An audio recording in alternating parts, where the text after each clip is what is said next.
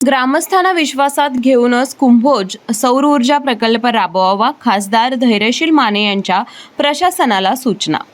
कुंभोज येथे वादग्रस्त सौर ऊर्जा प्रकल्पाला अखेर सुरुवात झाली असून ठेकेदारांकडून जिल्हाधिकाऱ्यांच्या आदेशानुसार पोलीस बंदोबस्तात काम सुरू आहे। या पार्श्वभूमीवर खासदार धैर्यशील माने यांनी स्थानिक लोकप्रतिनिधींना सोबत घेऊन जिल्हाधिकारी अमोल येडगे यांची भेट घेऊन चर्चा केली। यावेळी बोलताना खासदार धैर्यशील माने यांनी ठेकेदार आणि MSEB अधिकाऱ्यांनी ग्रामस्थांना विश्वासात घेऊन हा प्रकल्प करावा अशी मागणी करत, अन्यथा आम्ही जनतेसोबत उभे राहू, गरज पडल्यास रस्त्यावर उतरून लढाई करावी लागेल असा इशारा यावेळी देण्यात आला।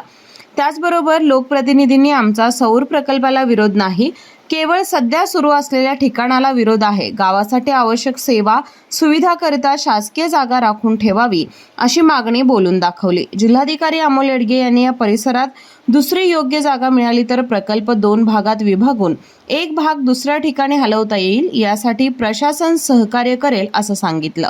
यावेळी माजी पंचायत समिती सदस्य संतोष माळी, विश्वजित माने, वंचित बहुजन आघाडीचे अरुण जमणे, संदीप तोरसकर, दशरथ मिसाळ, योहान घाडगे, राहुल माळी, संजय कोळी, दीपक माने, ग्रामपंचायत सदस्य अजित देवमोरे, भरत भोकरे, विनोद शिंगे आदी उपस्थित होते।